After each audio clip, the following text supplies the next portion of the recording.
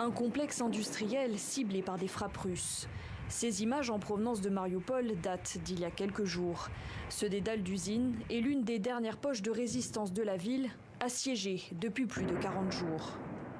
Mais sur les réseaux sociaux, les soldats ukrainiens alertent, les munitions s'épuisent, la chute de Mariupol ne serait qu'une question d'heure. Le président ukrainien redoute même l'utilisation d'armes chimiques par les troupes russes.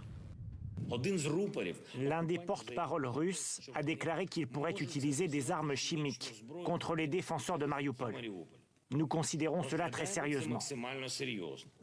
Selon le maire adjoint de Mariupol, les combats se concentrent désormais dans le centre, le sud et autour des zones industrielles. Dans les rues dévastées de la ville, l'angoisse des habitants monte.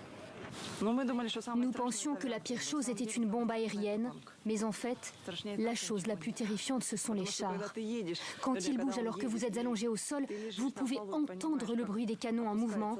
Ça fait très peur.